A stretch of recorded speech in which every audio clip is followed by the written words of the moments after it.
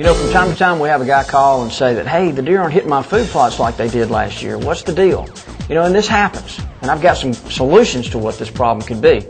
So let's dive right into them. You know, there's a problem we hear about all the time at shows and at the Drury Outdoors office. Another key factor to consider is where have you located this food plot. If it's out in the middle of 500 open acres, chances are you're never going to see a deer on it during daylight. However, if you've tucked it back into cover like we've talked about so much in the lessons learned subject, you're more apt to see better movement and better utilization of that food plot. So location and size are both key factors. You know, there can be several different factors that affect browse pressure on a food plot at any given time during the year. If you've got a really heavy mass crop, boy, that's one thing that can really affect it, because we'll see those deer stay in the woods and consume those acorns until they're basically consumed before they hit the food plots hard.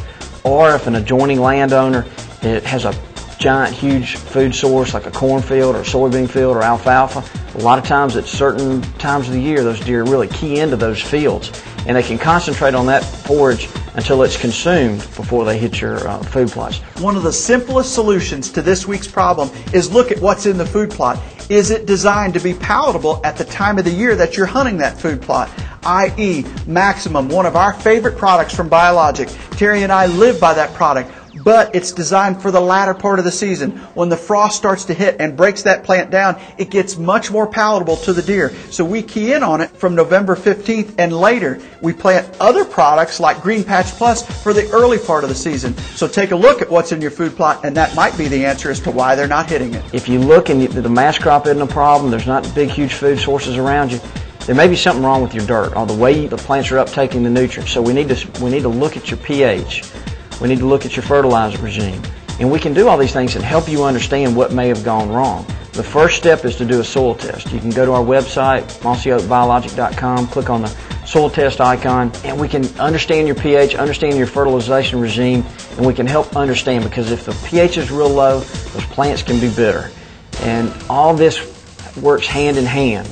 pH, lime, fertilizer, the quality of the dirt, so that we can make a decision, an informed decision, and help you improve your food plot. Mark and Bobby both have touched on different aspects about pH and palatability and late season and early season hunting.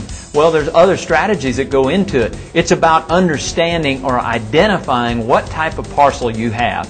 In early season, the dispersal is very, very high. Food is abundant. They can be on your neighbor and it may only be a half mile or 3/4 mile off of your property, but they disperse. It's natural migration for them not to stay in concentrated areas.